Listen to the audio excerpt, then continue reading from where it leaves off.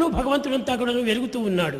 God all the time shines effulgent. విశ్వవిభుని మైత్రి విడదీయరా అనేటువంటిది. The friendship between the universe and the Lord is inseparable. కనుక విశ్వమంతా కూడాను కేవలము ఒక జీవుల చేత నిండినటువంటిది. Universe is full of beings.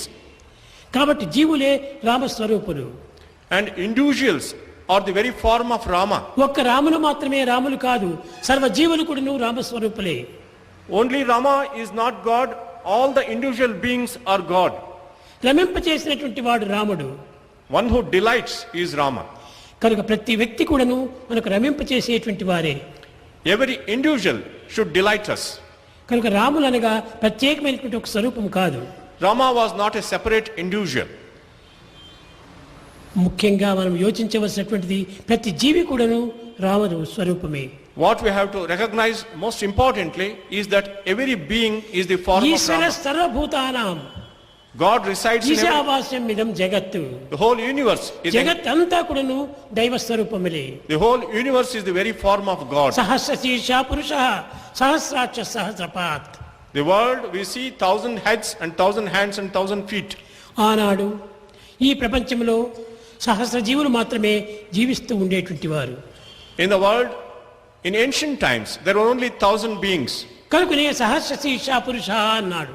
That is why it was said God was having 1,000 forms. కాలము కదులు కొలది But later on వేలకు దాటి లక్షలకు వచ్చింది. the population become into a ఈ few lakhs లక్షలకు దాటి కోట్లకు వచ్చింది.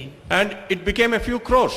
ముక్కోటి స్వరూపుడు భగవంతుడు అన్నారు. Then they said God is in the form of 3 crore beings. 3 కోట్ల స్వరూపులు ఎట్లవుతాడు భగవంతుడు? How can God have 3 crore forms? ప్రతి వ్యక్తి కూడాను ప్రతి జీవి కూడాను ఒక రామస్వరూపమే. Every being, every individual is the form of God. కాబట్టి ఈనాడు ముక్కోటి కూడాను దాటిపోయింది. And today the population has increased much more. 7,78,00,000 జీవులు అయిపోయినాయి. And there are more than 500 crores of beings in the world. కనుక అందరూ కూడాను ఈశ్వర స్వరూపులే, అందరూ రామస్వరూపులే. All are the forms of God, all are the forms of Rama. కనుక రామస్వరూపం అనేటువంటిది ప్రత్యేకమైనటువంటిది కాదు. Rama's form is not a separate entity. వీళ్ళు ధరించి అరణ్యవాసం చేస్తున్నటువంటి సమయంలో రాముడు ఈ స్వరూపంలో ఉన్నాడు అని భావిస్తారు. And you generally think Rama went to the forest and he was having that form when he roamed around in the forest. సర్వమానవ స్వరూపులు కూడాను రాములే. Every man in fact is Rama. ప్రతి మానవుడు కూడాను రామస్వరూపుడే. Every man is the embodiment of Rama. అందుకోసమే రామనామాన్ని ప్రతి ఒక్కరు కూడాను పెట్టుకుంటుంటారు. That is why every person has the name of Rama. Rama, Krishna, Govinda, లక్ష్మణ ఈ విధమైనటువంటి పేర్లు సాధిస్తుంటారు. And today we name our children after Rama, Krishna and Lakshmana. కేవలం ఈ యొక్క పురుషుల యొక్క తత్వం మాత్రమే కాదు. It is not the principle which was embodied in those స్త్రీల forms. యొక్క సహజ స్వరూపాన్ని కూడాను మీరు గుర్తించాలి. And we have to recognize their natural form. Sita Janaka మహారాజు కుమార్తె అన్నారు. Sita was the daughter of King of Janaka. అతను వచ్చి వశిష్ఠుల వారి దగ్గరికి, స్వామి నాకు ఏ పుత్రులు లేరు, ఏ బిడ్డలు లేరు.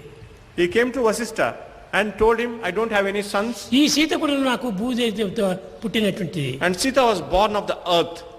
ఊర్మిళ ఈమె కూడాను నా బిడ్డ కాదు. Urmila is not my daughter, ఈమె కూడాను బిడ్డతో సమానంగా సాక్కున్నటువంటి దాన్ని. but I bring her up as my daughter. ఇంకా 2 బిడ్డలు ఉంటున్నారు. And there are other 2 daughters. మాయవేశ్వంతి అది దశరథ జనక మహారాజు యొక్క తమ్ముడి బిడ్డలు. They were the daughters of the younger brother of Janaka. వీరందరూ కూడా నాకు బిడ్డలతో సమానమే కానీ బిడ్డలు మాత్రం కాదు. Actually, I have brought them up as my daughters, but really they are not my daughters. వీడు కూడా ఎటువంటి గుణవంతులు తెలిసినా They are women of great character. గొప్ప సర్వసంగ పరిత్యాగులు, And they are, ప్రజాసేవలందు ఉత్తీర్ణులైనటువంటి వారు, and they want to serve the world. ప్రజల యొక్క సుఖమే తమ సుఖంగా భావించేటువంటి వారు, They believe that the happiness of people is their happiness. ప్రజల ఆనందమునకే తన యొక్క జీవితాలను అంకితం చేసేటువంటి వారు. They are ready to dedicate themselves for the bliss of mankind. స్వామి నీవు కేవలము మానవోద్ధార నిమిత్తమై వచ్చినటువంటి వాడని భావిస్తున్నావు. And you think that you have come to redeem all men. నేను కూడా అందులో ఒక భాగమే. I am a part and parcel of that.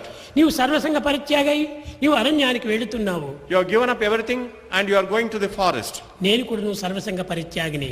I also have given up everything. అని సర్వమును ఆభరణములంతా కూడా తీసి పారవేసి తాను కూడా రాములతో బయలుదేరింది. Sita threw away all the ornaments on her body and followed her husband Rama. ప్రకృతి యొక్క స్వరూపమే సీత. ప్రకృతి స్వరూపాన్ని చిత్రించేటువంటిది ఊర్మిళ.